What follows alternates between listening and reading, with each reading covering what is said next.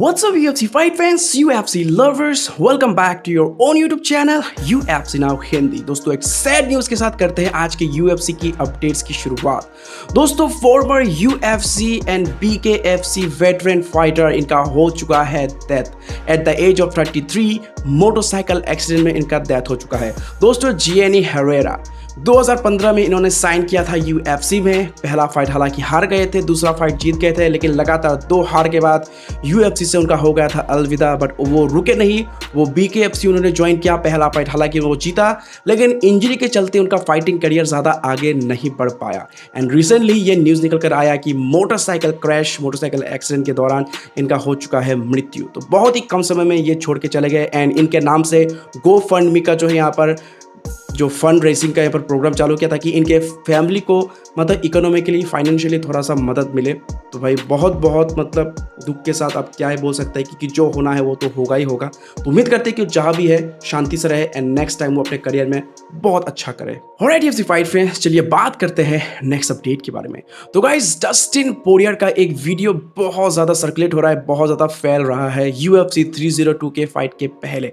दोस्तों बहुत टाइम पहले UFC 195 में डस्टिन पोरियर का फाइट हुआ था जोसेफ डफी के साथ। एंड इस फाइट के दौरान उनका नोज पूरी तरीके से डैमेज कर दिया था जोसेफ ने, जिसके वजह से ब्रीथिंग इश्यूज काफ़ी हो रहे थे डस्टिन पोरियर को। एंड 2 बार उन्होंने सर्जरी भी कराया।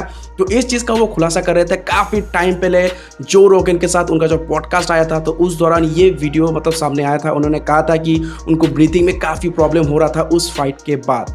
लेकिन दोस्तों अब ये वीडियो बहुत ज़्यादा मतलब फैल रहा है, क्योंकि उनका मानना है कि अब भी उनको ब्रीथिंग में काफ़ी प्रॉब्लम होता है, वो अब भी ठीक तरीके से ब्रीथ नहीं कर पाते। तो आप सोच सकते हो कि 1-2 अगर मतलब हैवी शॉट्स अगर उनके नोज पे लैंड हो गया तो ब्रीथिंग करना उनके लिए बहुत ही मुश्किल हो जाएगा। हो सकता है कि फाइट में मतलब थोड़ा बहुत उनको कॉम्प्रोमाइज़ भी करना पड़े अपने ब्रीथिंग जो इश्यू है उसको लेकर। उनके कार्डियो में भी फ़र्क पड़ सकता है। तो ये अब चीज़ें बहुत ज़्यादा सर्कुलेट हो रहा है, इतना पुराना चीज़। तो क्या अब यहाँ पर इसका फ़ायदा क्या इस्लाम मखाचब लेगा? क्या इसके वजह से कुछ प्रॉब्लम हो सकता है डस्टिन पोरियर को अपने जो बहुत ही इंपॉर्टेंट फाइट है उनका? क्योंकि उनका तो कहना है कि वो अपने करियर का एक लास्ट शॉट देना चाहते हैं, चैंपियनशिप फाइट करना चाहते हैं। एंड उनका यह लास्ट फाइट होगा for the light weight title. And दोस्तों आपको बता दें कि जोसेफ डफी एक ऐसे फाइटर है जिन्होंने कॉनर मैकग्रेगर को भी मतलब सबमिशन से विक्ट्री हासिल कर लिया था। बस मतलब 33 सेकंड्स के अंदर में कॉनर मैकग्रेगर को उन्होंने सबमिट करा दिया था। बहुत ही यंग टाइम की बात है। जोसेफ डफी उन्होंने ही ये चोट दिया था डस्टिन पोरियर को UFC 195 के इवेंट के दौरान। लेकिन डस्टिन पोरियर का जैसे कहना है कि अब भी उनको ब्रीथिंग में प्रॉब्लम होता है। पता नहीं अब UFC 302 में कहीं यही चीज़ उनके ऊपर भारी ना पड़ जाए। वेल गाइस अब बहुत ही कम समय बचा है, जस्ट 2 वीक्स बचे हुए हैं इस एपिक फाइट को होने में। UFC 302 Dustin Poirier versus Islam Makhachev. I hope कि सब कुछ बढ़िया हो। ऑलराइट UFC फाइट फैन, चलिए बढ़ते आगे बात करते हैं नेक्स्ट अपडेट के बारे में। तो गाइस कॉनर मैकग्रेगर जिनका इंतजार हो रहा है, एक बहुत ही मेगा कमबैक ये करने वाले हैं UFC 303 के इवेंट में। लेकिन दोस्तों कॉनर मैकग्रेगर यहाँ पर पूरी तरीके से ट्रैश कर रहे हैं फेदरवेट चैंपियन इलिया टपोरिया को। दोस्तों फॉर्मर चैंपियन रह चुके हैं फेदरवेट डिवीजन के Conor McGregor and current champion Ilia Topuria, जो कि वो कह रहे हैं कि भाई 2025 तक वो रिचेस्ट मतलब हाईएस्ट पेड एथलीट बन जाएंगे और UFC के सबसे बड़े सुपरस्टार बन जाएंगे। लेकिन कॉनर मैकग्रेगर उनको पूरा ट्रैश कर रहे हैं कि भाई ये बोलता ज़्यादा है, बहुत ही बेवकूफ़ टाइप का है।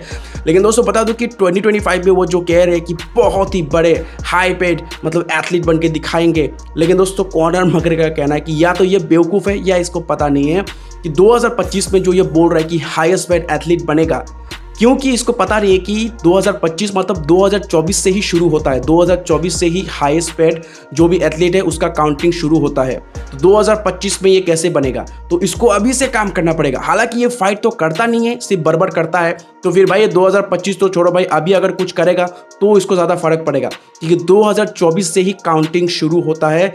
जब 2025 का हाईएस्ट जो पेड जो लिस्ट निकलेगा वो 2024 के काउंटिंग से ही सब कुछ होता है। यानी कि 2024 में जो सब कुछ डेटा मिलेगा वो 2025 में मतलब डिसाइड होगा कि कौन ज़्यादा हाईएस्ट है। कि दोस्तों एक टाइम पे कॉनर मैकग्रेगर को यहाँ पर मोस्ट मतलब मतलब हाईएस्ट पेड एथलीट के लिस्ट में रखा गया था, आपको पता ही होगा। तो इसके वजह से ये कह रहे हैं कि कॉनर मैकग्रेगर से भी बड़ा बन के दिखाएंगे इलिया टपोरिया। खैर अब पता नहीं बड़ा बन पाएंगे या नहीं पाएंगे। उनका अगर बड़ा बनना है तो भाई पहले उनको फाइट करना पड़ेगा, क्योंकि भाई 2025 तो छोड़ो, पहले 2024 में अगर उन्होंने कुछ नहीं किया तो 2025 में वो कभी हाईएस्ट पेड एथलीट के नाम में आ ही नहीं पाएंगे। खैर अब देखना होगा कि कितना बातें करेंगे इलिया टपोरिया और फाइट कब करेंगे, इसी का ही होगा इंतजार। आपको क्या लगता है कब तक इलिया टपोरिया फाइट करेंगे? कमेंट में जरूर से शेयर कर देना। ऑलराइट UFC फाइट पे चलिए बढ़ते आगे, बात करते हैं नेक्स्ट अपडेट के बारे में। तो गाइस डेनियल कॉर्मियर बहुत ही पुराने राइवल जॉन जोन्स के, इन्होंने वार्न किया है जॉन जोन्स को स्टीफे मियोचिच के फाइट के लिए। दोस्तों जॉन जोन्स जो कि काफ़ी समय से मतलब इनका चर्चा तो हो ही रहा है, जब से यहाँ पर उनका फाइट तय हुआ था UFC 295 में, जो कि कैंसिल हो गया था। स्टीफे मियोचिच और इनका फाइट होना था बट ड्यू टू इंजरी क्योंकि जॉन जोन्स फाइट नहीं कर पाए एंड उसके बाद इंटरम टाइटल जीत गए थे टॉम एस्पिनल एंड उसके बाद मतलब ये मानना था कि भाई टॉम एस्पिनल जो कि अब इंटरम चैंपियन है, तो यहाँ पर मतलब जो रूल्स के हिसाब से अब इंटरम चैंपियन को ही मिलना चाहिए नेक्स्ट टाइटल शॉट।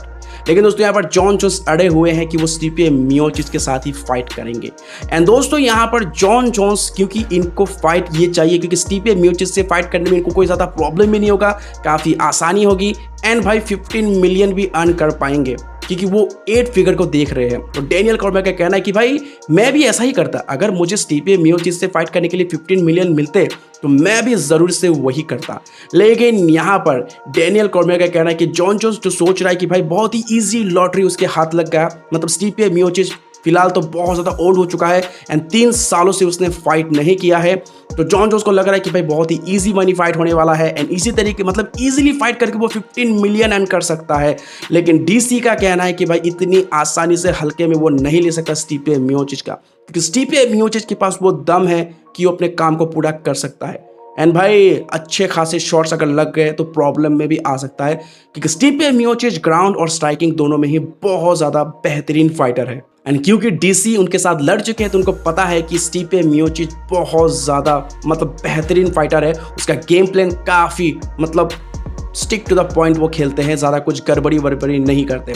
तो जो ये DC वार्निंग दे रहे हैं कहीं भारी ना पड़ जाए जॉन जोन्स के ऊपर, क्योंकि वो तो भाई मतलब बहुत ही इजीली ले रहे हैं इस फाइट को कि भाई इजी मनी फाइट होने वाला है। खैर अब देखना होगा कि कितना इजी होगा जॉन जोन्स वर्सेस स्टीफे मियोचिच का फाइट। आपको क्या लगता है आप कमेंट में जरूर से शेयर कर देना।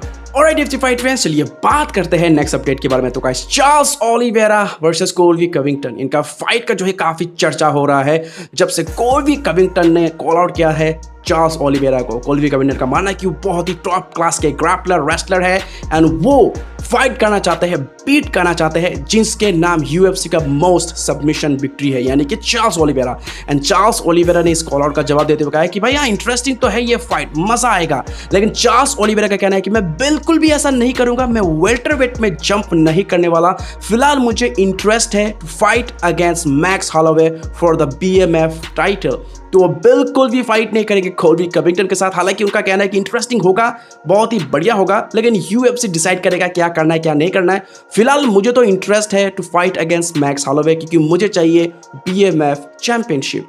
तो गाइस अब देखना होगा कि क्या होता है चार्ल्स ओलिवेरा का नेक्स्ट फाइट, BMF चैंपियनशिप या फिर वेल्टरवेट में फाइट करते हुए नजर आएंगे। भाई कुछ भी हो सकता है भाई, अच्छे खासे पैसे मिले तो क्यों नहीं होगा।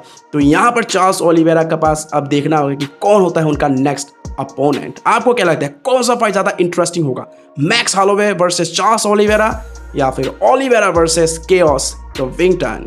Alright UFC fight fans, that's it for today's video. I hope कि ये सारे अपडेट्स आपको बहुत ही पसंद आएगा। दोस्तों वीडियो पसंद आया लाइक जरूर से कर देना, चैनल पर नए हो सब्सक्राइब जरूर से कर देना। मिलते किसी और अगले वीडियो में, तब तक के लिए take care, keep watching UFC now Hindi.